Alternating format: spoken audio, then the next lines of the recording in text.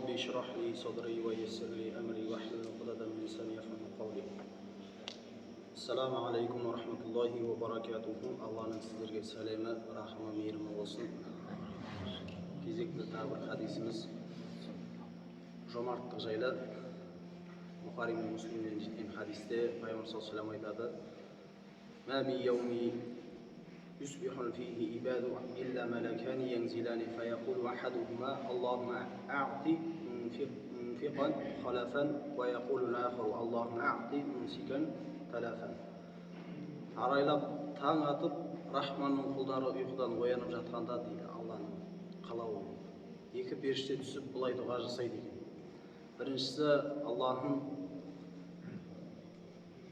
сенің жолыңда дүние мүлкін игі істерге жұмсаған құлыңның дүние мүлкінің орнын толтыр деп дұға етеді. Екіншісі бұлай дұға жасайды дейді: Алла тағалам, сенің берген мал мүлкіңді, сенің қалауымен жиған мал мүлкін тығып сараңдық қылғанның дүние мүлкін құрдымға ұшырат деп дұға жасайды. Сараңдық қылған. Және ғибретті оқиғалардан бір күні бір кедей Муса алейхиссаламға келіп, бір пақыр кедей Муса алейхиссаламға келіп бұлай айтады: "Ей Муса, Алла тағаладан сұрашы маған байлық.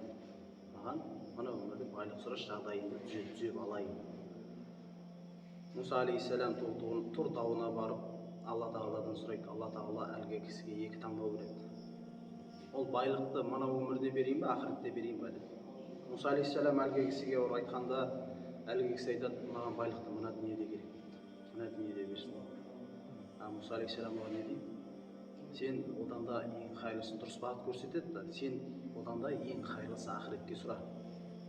Әлгі кісі қасарысып: "Жоқ, маған таңдау маған берілді, мен мына өмірде қалаймын" дейді.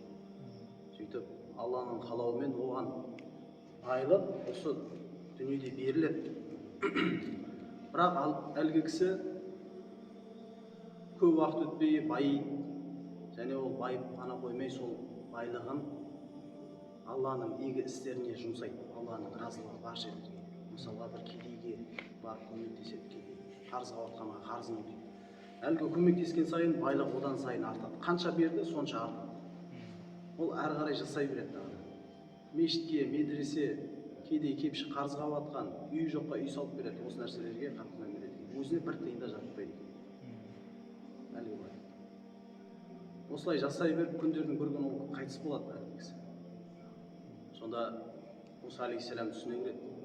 Сарайда, зәулім жәннатта, үлкен-үлкен сарайларда әлгі кісіні көреді. Сөйтіп Муса алейхиссалам түсінде жәннатта көрді.